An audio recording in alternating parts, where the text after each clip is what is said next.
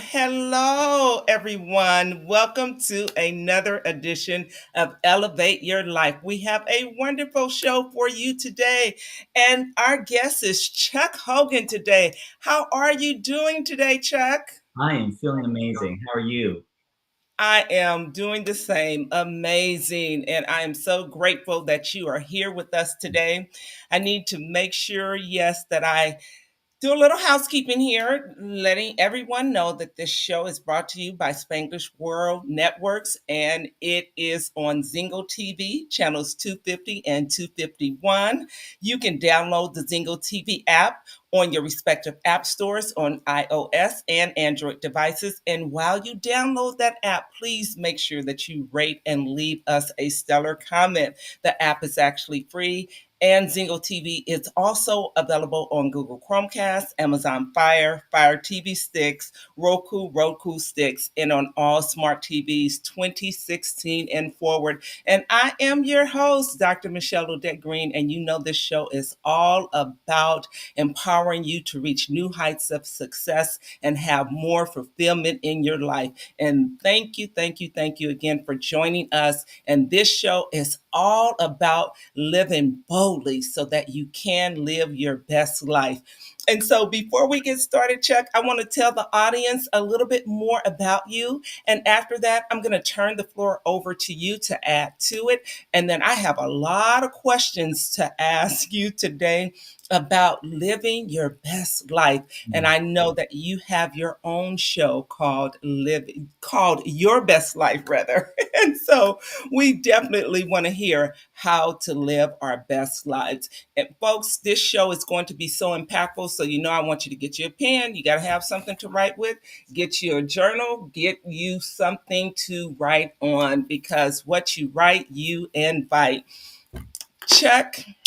He is a managing partner at Your Best Life. It is an organization that helps people to elevate their finances, their family, their fitness, and their faith to maximize their best life through mentoring, through community, through exclusive once in a lifetime experiences. And listen, I've seen some of those experiences and they're very exclusive. And I love the community aspect of helping people to grow and be better.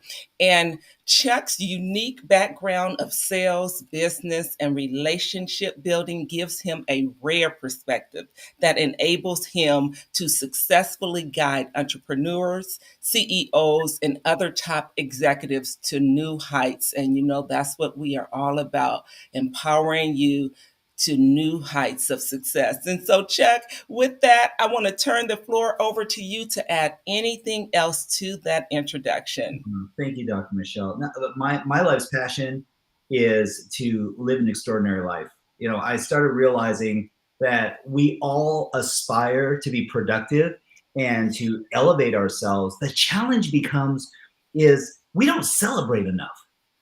And I'll speak for myself. So guilty as charged. This community was created, much like the work that you do, to help people understand that you're not broken, and that irrespective of what station of life you're in, if you're single and ready to mingle, if you're in a committed relationship, if you're looking to find love, if you're struggling as an aspirational entrepreneur, all the money in the world is not going to bring you happiness if you're not already happy. And so more zeros and commas give you more capacity. And I will share this. For some people, the monetary increase, that financial capacity to grow beyond, doesn't create more happiness. It just compounds their fears and their insecurities. So we started noticing that, I'll tell you, Dr. Michelle, I really was poor at celebration. And it wasn't until I started creating through our team these amazing experiences where you show up and then the rest is taken care of. And it's like, wait, what? We're going to tell you where to be. We're going to show you what you can do. You're going to have plenty of free time. We're going to learn a few things. But here's the big part. Letting go and forgiving creates freedom. And when you learn how to let go of always having to manage your time, because you don't manage time, you utilize time, you embrace time, you cherish time. Because the good Lord gave you 24 hours and you only get so much time to sleep. Yes. So by the time you compound everything else, I go, how much time's for you? So your best life is really about two things. In fact, I'm going to paraphrase it in a little quote I created 20 some odd years ago. You can be doing your best, but never being your best. Mm. I know a lot of people who are busy, and a lot of people who are striving and doing their best. So here's the alternative. When you're being your best, you will always do your best with the resources that you have access to in that moment. So don't judge it, be curious and not critical, and live a life of opportunity. Whew, that was so rich. You said so much. I took some notes and I wish I could have got it all. So I know I will be going back to look at the replay because that was profound. Thank you for that. So important. Some key distinctions that you made, I do want to unpack them a little bit more, even before I get to my list of questions that I have for you. Please. You know, you talked about celebration, Yes. celebrating, taking time to celebrate. A community that I am involved with, that is a rule for us. We must celebrate regardless to if we do something and we fall short, we celebrate when we recognize what we did so that we can correct it, as well as all of the small wins that we have. So we Yes. take time to celebrate. We've heard the saying that repetition is the mother of all skill. Mhm. And the opposite for that, I won't say the opposite, but I'll just say the father part of it is celebration. Celebrating to encode yourself with the good feelings to help you want to do more and be more. And then you talked about happiness. Mhm. I am a happiness coach as well. And Mhm. so understanding being happy from the inside out, and it's not based on outside circumstances. It's not based on the job, the car, the house. It's not based on any of that. It's just that you have that internal joy and happiness regardless. And all the other stuff just adds to it. And so I love that when you mention, you know, the outside circumstances are being externally driven is not going to bring you in internal happiness, if you will. If you're a miserable person, you're just going to be more miserable. So I appreciate that. And then you talked about the forgiveness aspect. Oh, Forgiveness is freedom. It's freedom. It liberates you. And I did a talk recently, and that was one of my points. Freedom, forgiveness, forgiving yourself, and forgiving others. So important. And then just the time, managing your time, if you will. You know, I call it yes. prioritizing your life. And so I love the work that you're doing. I love everything that you said. And for those who are really listening intently, there was a lot that you added there that was so rich and valuable. And if we just take the few things that you said here in the beginning, we can start to live a better life. And then your quote, oh my goodness, I'm going to turn it back over to you in just a moment. But I want to go to that quote that if we are being our best, Mm. then we are doing our best, opposed to if we are doing our best, we are not being our best. I love that. I love that so, so much. So thank you for sharing that with us. Is there anything else that you would like to add based on me just kind of unpacking a little bit of what you said?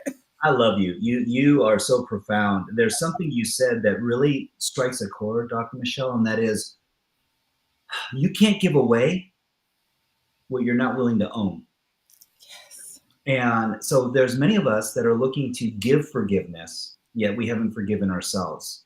There's so many of us, that whole quote of doing your best, being your best came about because I knew so many people that were aspiring and they're busy, busy, busy, busy, busy. I have been that person where I'm literally putting over 100 hours a week and then wondering why I hadn't made more progress. I said, because I had really poor rules for what happiness and joy and prosperity look like.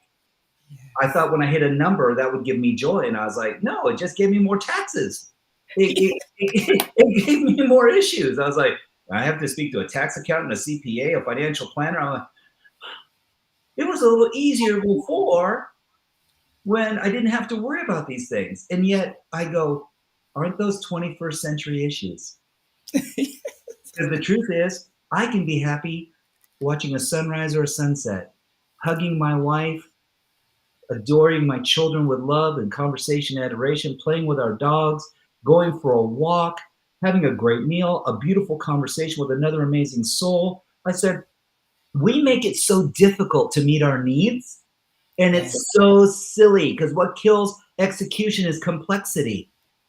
Yes. The same advice we give as strategists in business, we don't adopt for our personal lives. I was like, well, maybe today you actually need to be the CEO of your life and not the biggest critic of your life.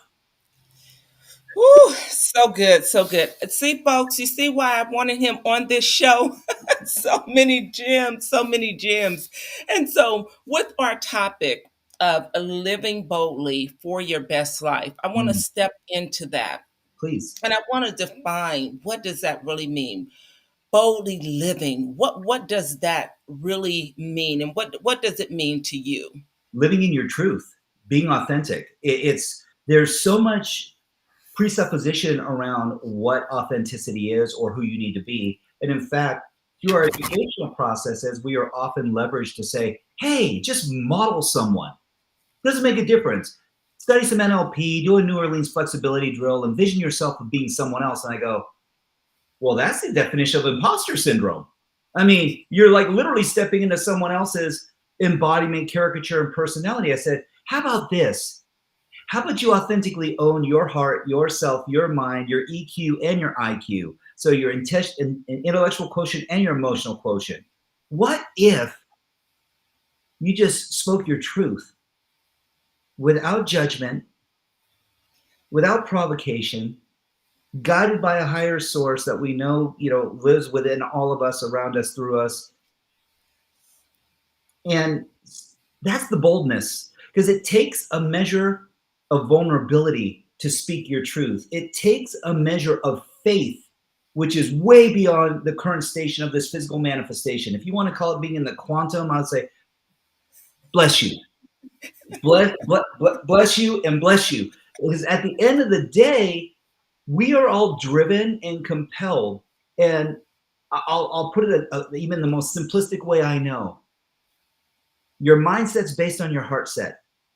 If you Mm. can't feel it, you won't acknowledge it, because you will have not adopted a rule that allows you or will disallow you to meet that feeling.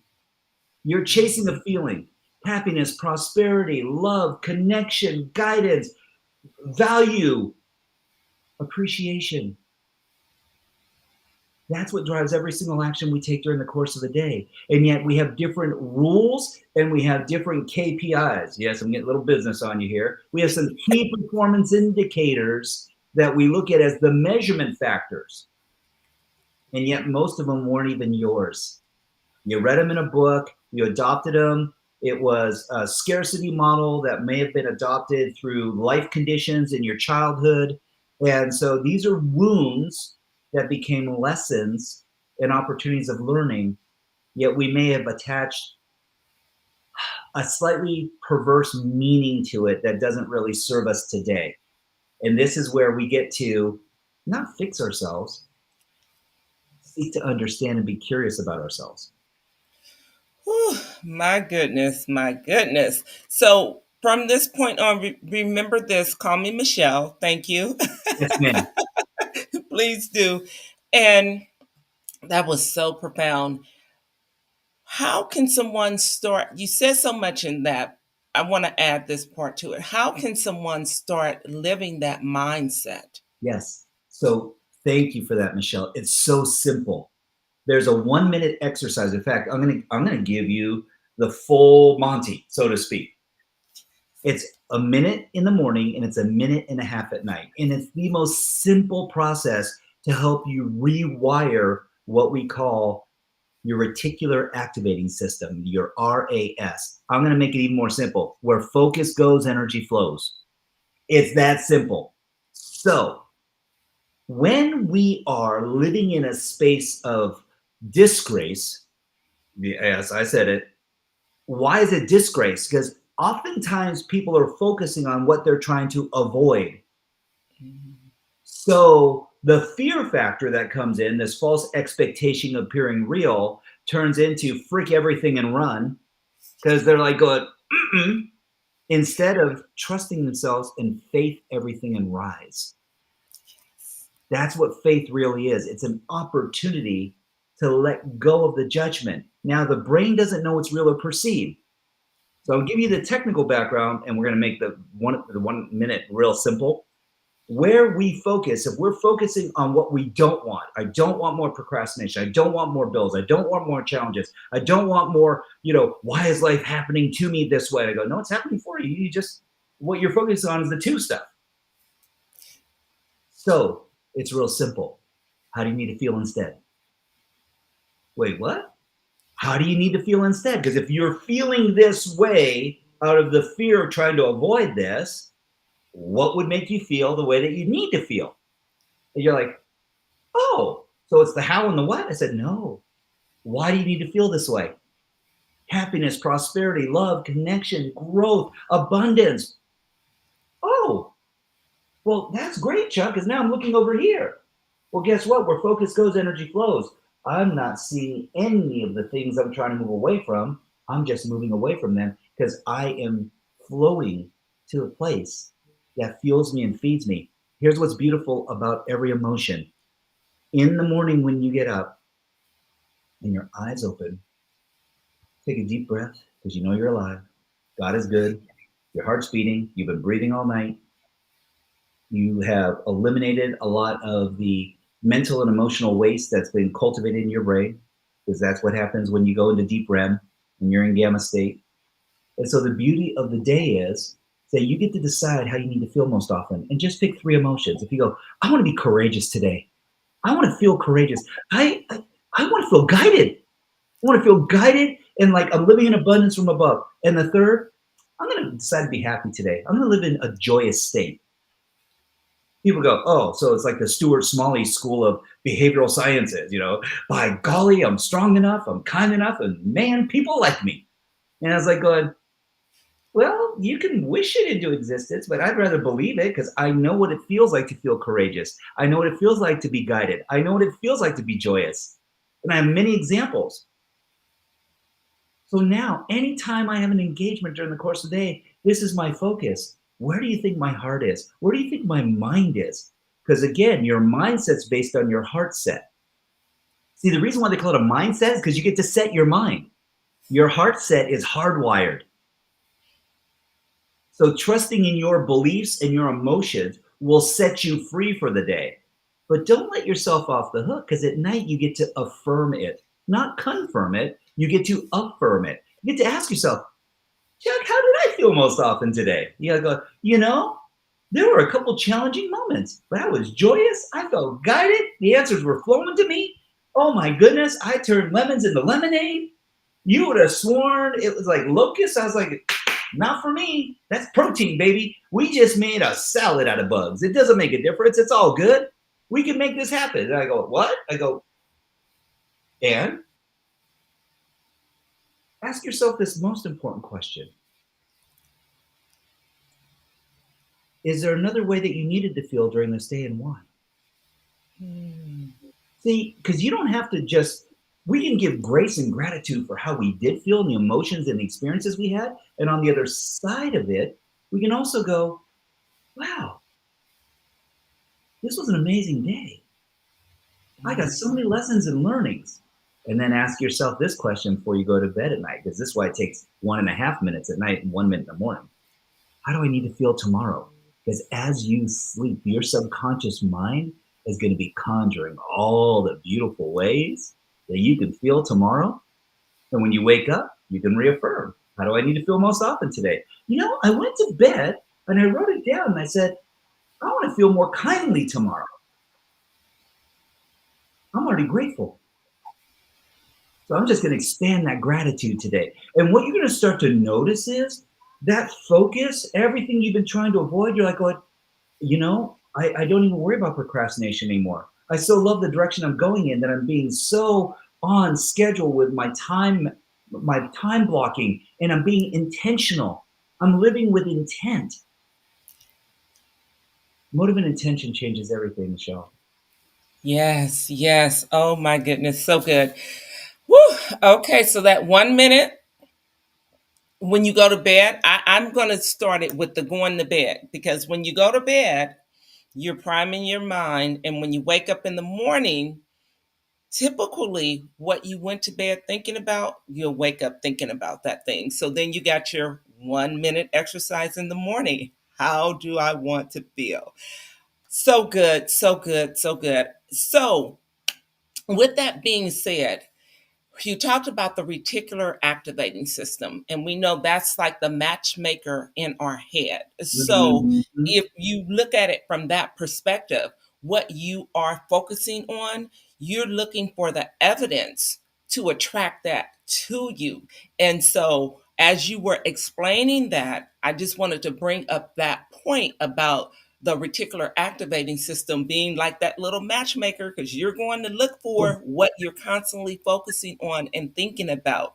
And so you gave us that wonderful exercise. And let me tell you, guests, it works. It works. I do it and it works. I spend a little bit more than 1 minute just knowing that you can do it in 1 minute. All you need is 1 minute. And out of all the minutes you have in a day, we're talking 2 minutes, one in the morning, one in the evening before you go to sleep.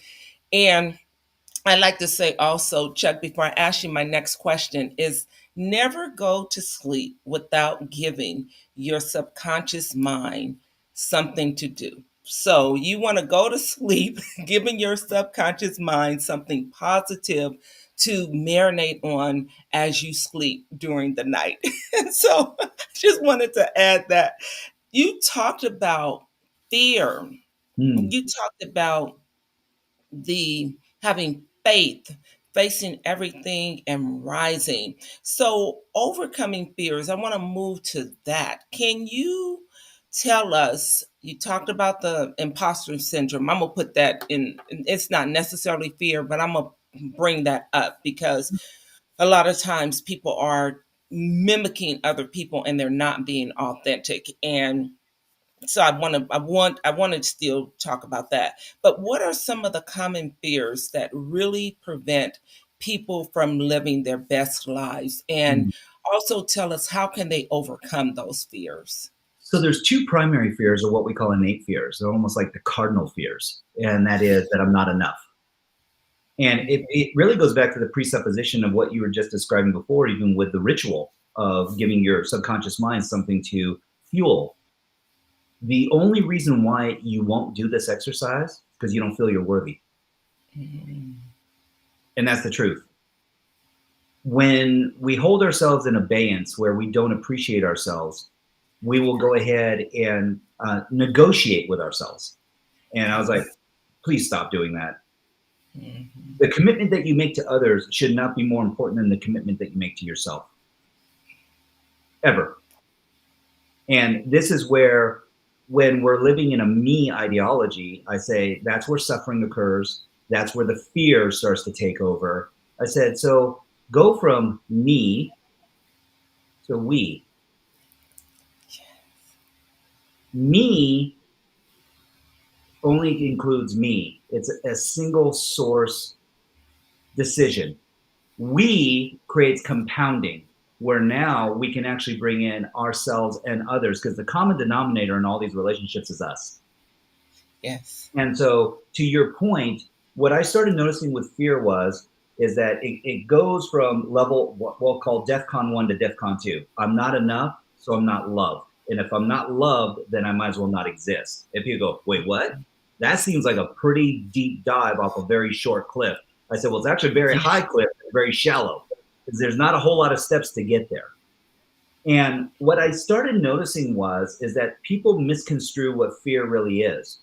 Fear is a safety mechanism that the universe provided to you to keep you safe. Mm-hmm. All Mm-hmm. fear is uncertainty. Yes. And we have grown up culturally in the last couple of generations where we have a lot of 21st century issues. Mm-hmm. Like, is our Wi-Fi working? Is my account open on Amazon? Am I Amazon Prime?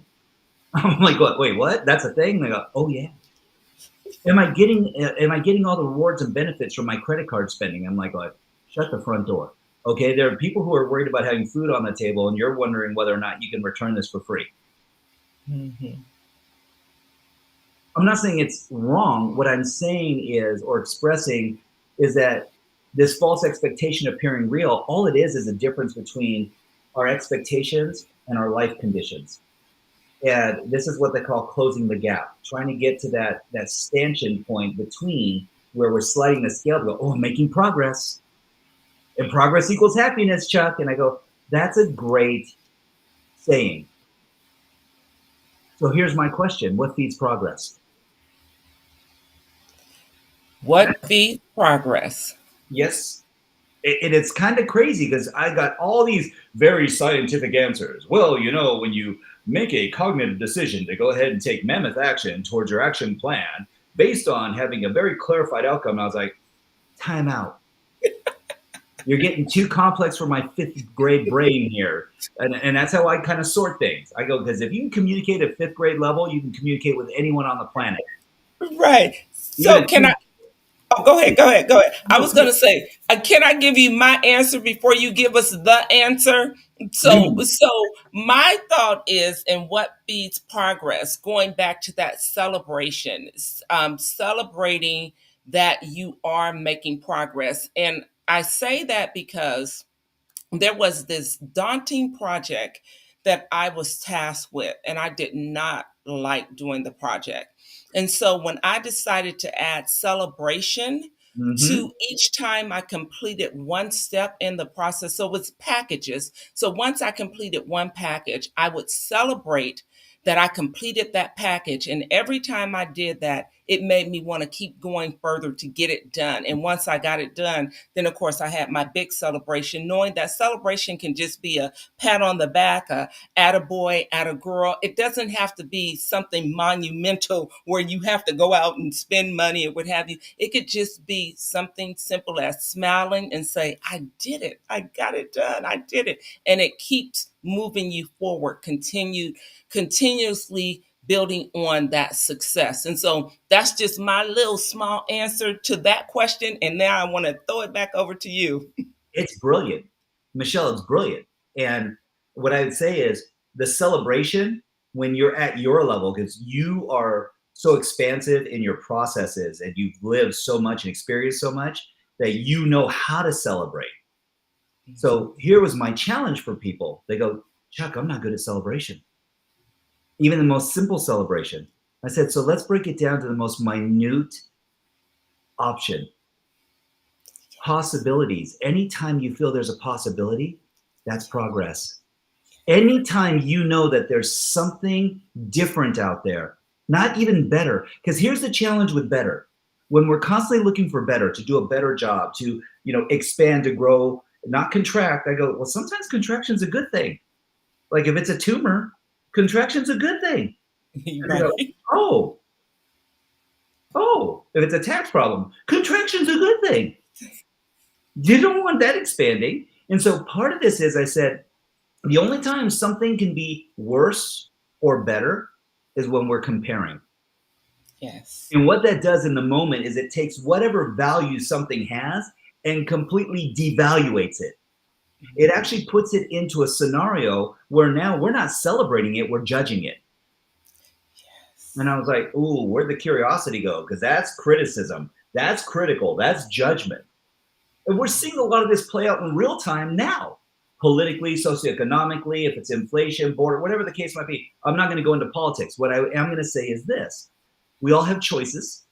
And so when we start to turn our reticular activating system, because you said something brilliant, my friend, and this is so important for every one of your listeners to understand, your brain doesn't know what's real or perceived, and it does not process negative. So let's be very clear.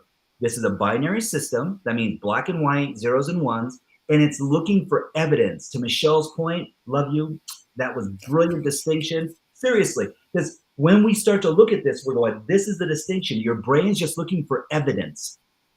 So when you say, don't look for the pink elephant, don't look for the pink elephant, don't, what do you start doing? I'm looking for a pink elephant. I asked you not to look for the pink elephant. Then you go, is there even an elephant? And I go, isn't that the question? Because the question isn't pink, don't look for it. It's you're gonna look where focus goes, energy flows. So when someone auditorily, physically, visually puts up a cue, they did this study in the 1920s. They actually used to flash up on the screen during the previews of the movies. Coca-Cola, popcorn, Coca-Cola, popcorn. It was like every 15th screen. So you didn't even see it. It was just like a flick. But your subconscious mind picked up on it, and all of a sudden you're like going, I could use some popcorn and a Coca-Cola. And they found sales went up big till they found out that they were having subconscious market manipulation. Why do I go there? You are negotiating with your own mind and your own feelings and your own emotions in the pursuit of trying to avoid the pain that's the perception of fear. To the point that you will give up your own identity and adopt someone else's that you think is more capable of handling this situation than you are. And I'm like going, wow, really? Really? You think you get stronger or weaker, Michelle, when you're living outside of your identity? Oh my goodness. Chuck, I want to make this statement before I make the subsequent statement, and that is this is our first time talking. We have not met prior to this interview, and it almost feels like you were at a session that I did last week on identity and being true and being you. Because all of the above, I talked to a group of ladies and all of that was inclusive in that Mm. conversation. And so I'm so glad that we are just on the same wavelength, and I absolutely love it. Something I want to also point out again is you talking about, making that commitment to yourself, which is very, very important. And once you start living out your true self, and you embrace every part of you and accept yourself unconditionally, your quirks, your weaknesses, your strengths, everything about you, you will start overcoming the fear, because you're just you and you are loving you. And if people don't like it, so what? Hey, Because listen, everybody is not going to agree with you, like you, so on and so forth. So amen. love yourself first and love others. And you, at that point, to me, that's really being your best. And when you can go to sleep at night knowing that you were your best self throughout the day, you're winning. You're truly winning. And so another thing I want to bring up, as you mentioned several times, where focus goes, energy flows. And I'm going to add that last part to it, and results show. Oh, So, where energy goes, focus flows, and your results will show. You're going to produce where you are focusing, your energy is focusing. That's the best way I know how to say that, Chuck. mm. You can add to that. I'm going to ask you another question. If you want to add anything else to what I just said, please feel free. So, in terms of transformation, just Ah, having personal transformation, I want to talk to you about your own transformation. And mm. can you share a personal experience where you stepped out of your comfort zone and it led to positive transformation in your life? 1,000,000%. I am going to bring one bit of attention to the focus conversation for a moment. There's a Yes. difference between using a laser A Mhm. flashlight, a floodlight, or turning on the lights. If you're in a dark room and you're searching for something specific and all you have is a laser light, that's really focused energy. The challenge with it is it doesn't give you the big picture. Sometimes you just need to turn the light on. And that means you're fully exposed. You're in a completely lit room. It also gives you complete clarity as to all the possibilities that you're surrounded by. So scale your energy accordingly to what your intent is. Then you can go down to a floodlight, then to a flashlight, then to a laser light. And you will start to find that your life will be so much more enriched. Yes. So, um, transformation. Whoo, girl. So, back during COVID,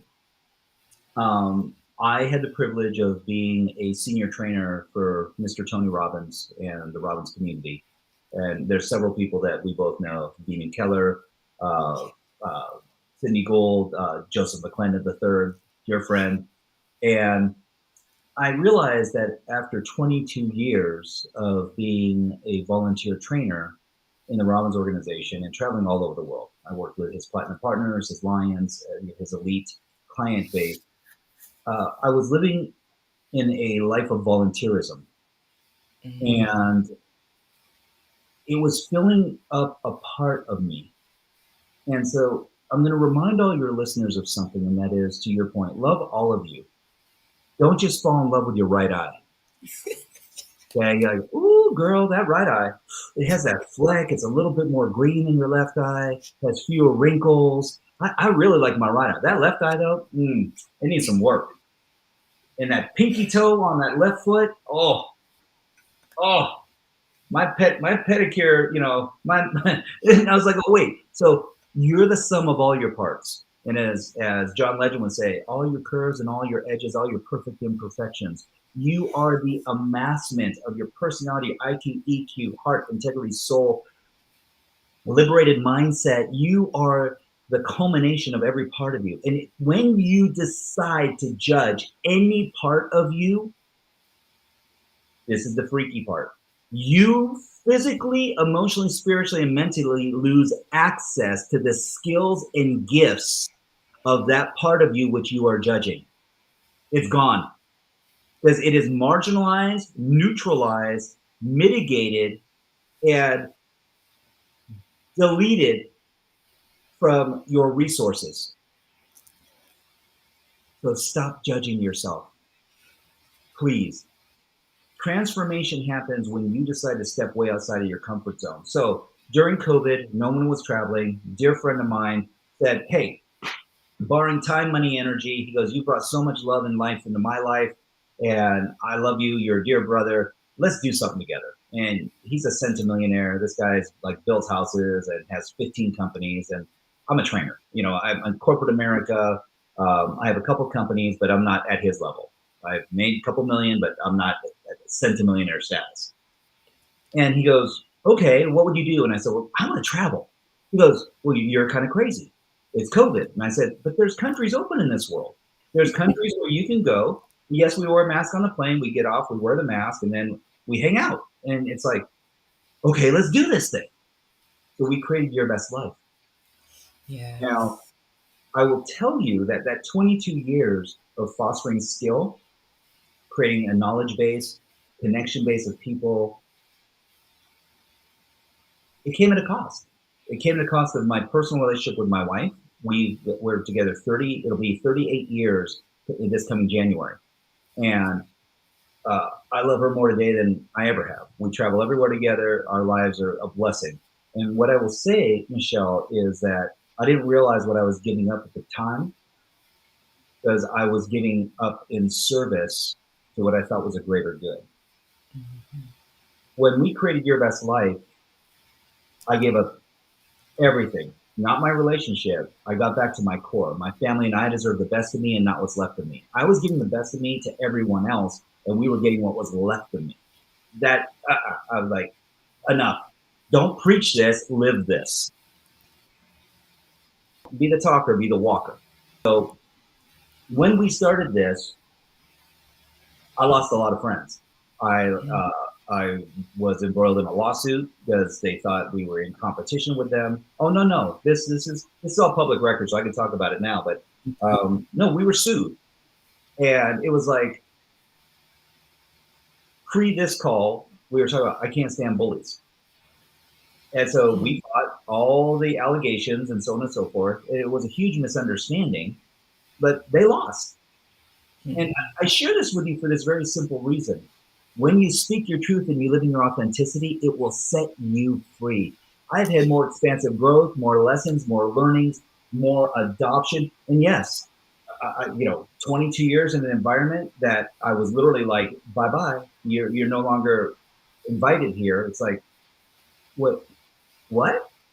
I didn't take any clients. I didn't take anything away from this. Oh, you took the technology. And I go, wait, wasn't I a paying client? So if you go to a program and you learn this knowledge, I go, doesn't that become important? Because now you're taking ownership.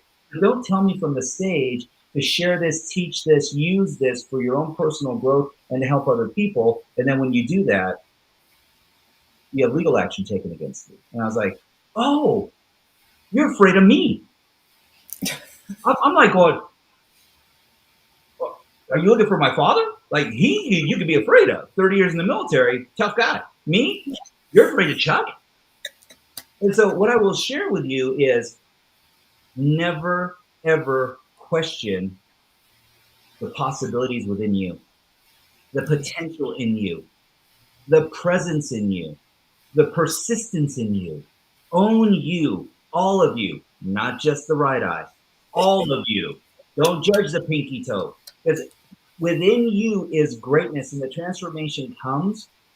It doesn't mean you won't have times of doubt, by the way. It means that you lean on faith, that you lean on your belief systems, God, Buddha, Yahweh, Jehovah, whatever the case might be. Lean on that there's something bigger than you that created life, and that you're swimming in this sea of energy. So quit feeling like you're dehydrated and that you don't have any energy flowing to you. The only reason why you're not is because you're living in too much fear. So when you release to it, it's going to give you the freedom. That was the transformation for me. Wow, wow, that was so powerful. Remember, I want to just reiterate the faith piece of it. Mm, When you have faith, living in faith. And then when you talked about earlier too about possibilities, hmm if you don't believe, I want to say, believe in the possibilities. And as you mentioned in terms of earlier in the question about that, where energy goes, focus flows, or progress, that's what you were talking about, progress, and looking at the possibilities for progress. And just that transformational story, that's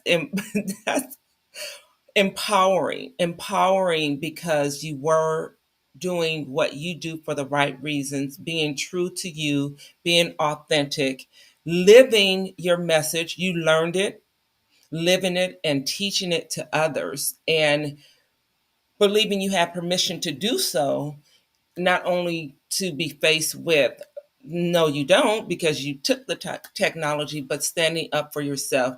All of those are great lessons for all of us. And knowing that we got to go through stuff to get to the Oh, other end. So when you're faced with a challenge, like you said, sometimes things are not happening to you, they're happening for you. And I've always believed that. And I've added something else to that check. What if this is happening for my higher good? If this oh, is happening for my higher good, think about all the possibilities that can come out of it, and having faith and trusting in that higher power, knowing that my higher power is out to support me. And so I appreciate you sharing that story with us. There's so much more that I can say about that, but I have looked at the time and I'm like, oh my goodness, we don't have much time left in this show. And I want to make sure that we talk about a few other things. You kind of you touched on it a little bit to me, but I want to talk about balancing, because you talked about how you volunteered all those years and you were giving everybody the best of you and your family the rest of you. And so, just when you're living boldly and you're out there serving and you're helping others, how do you balance that? How can you balance the practicality of being bold, making decisions, but making sure that you are valuing the people in your life as well? That's the best way I know how to ask that question. If you want me to rephrase it, I No, no, can. no. Beautifully stated. So I don't believe in balance. I believe in synergy. I believe in equilibrium. So if we look at life as a teeter totter, this is balance. And what happens is someone will be on the tipping point and they're straddling both sides. Well, all they're doing is doing micro movements to keep this in balance. And this is called the comfort zone. There's no growth in comfort, none. There's no momentum in comfort. The only way you gain momentum is if there's a tipping point and you make a determination or a decision. Mm. Oftentimes they're like, oh, I want to be moving this way, Chuck. That's the momentum I want, not going this way. And I was like, okay, then let's look at it in a different frame. Let's look at this as yin and yang. And in yin and yang, it's the sphere, and it actually has a teardrop design. So it's larger on one side and has a tail on the other. The core energy in it is the opposite color of the yin and the yang, and it's in motion, just like Mm. your life. Change is going to occur with or without you. And so in this symbiotic relationship, what happens is that we start to notice that there's two primary factors involved. And this is why I say we is so much more important than me. Here's why.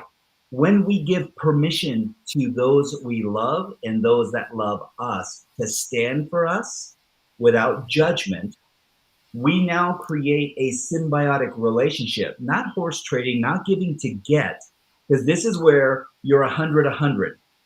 Here's why this is uber important in your relationships, and it will save people's relationships.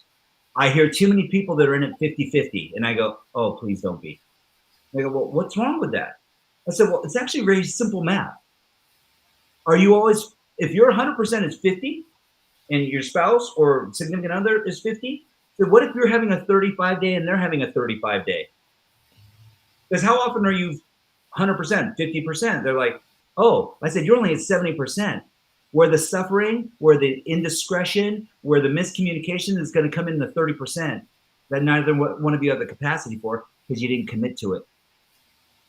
When you're 100, you could be 75% and 75%, and you're still at 150%. You are still over 100%. And what it does is it gives you the capacity for love, understanding, commitment, connection, peace, gratitude, celebration, and growth. So I do not believe in balance. I believe in the synergy and the harmonic symbiosis, if you will. Because when one's out of alignment, it's still in motion and it's only a moment. It's not a lifetime. It's not a life sentence. But in this, you drop a weight on it, and all of a sudden it starts tipping. You're like, oh, run to this side real quick. You're like, where have you been spending all your time? Oh, all my energy is going to no. Wow. So I love that so much. There was a point in time in my life where I looked at the balance part of it. And so I love that reframe, looking at it from a synergistic perspective. Let me get it out my mouth right. And looking at it from a harmonious perspective, and it's always in motion. And I Yeah. love the 100% and 100%. I wish I would have had this conversation with you sooner.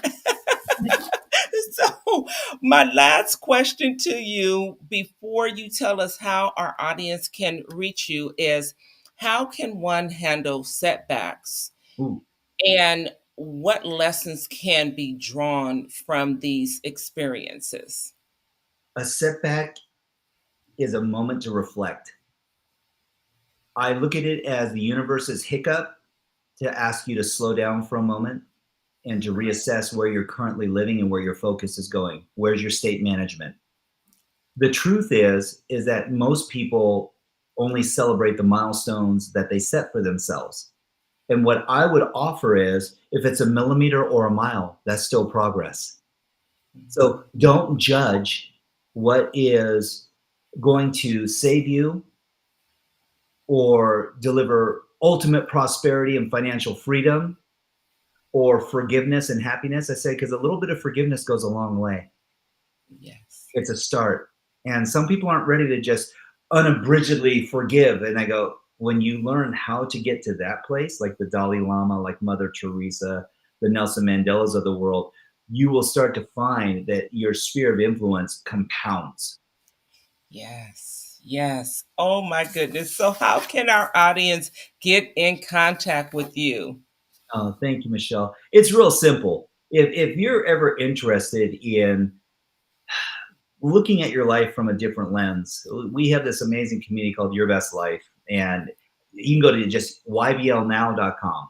You're going to see testimonials. You're going to see our trips. These trips are insane. Michelle will tell you that they are like over the top.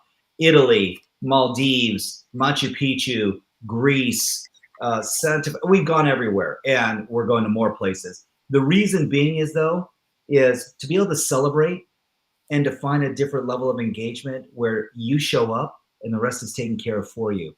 You learn for a couple of hours a day. The rest of the time, you frolic, you play, and you get to be around other like minded and like hearted people that are living in a space of no judgment. And their greatest opportunity is to support and love on you.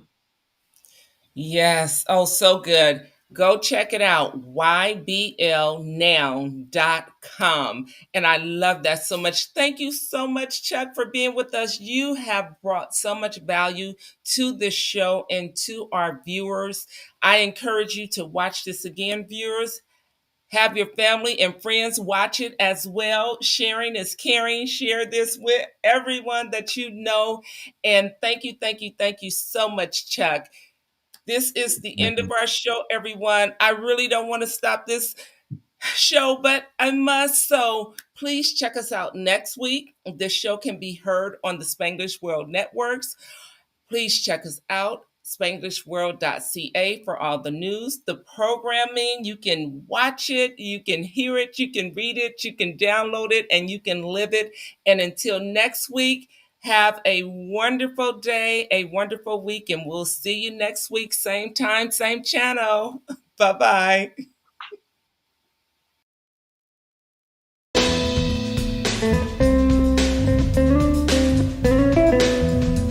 bye.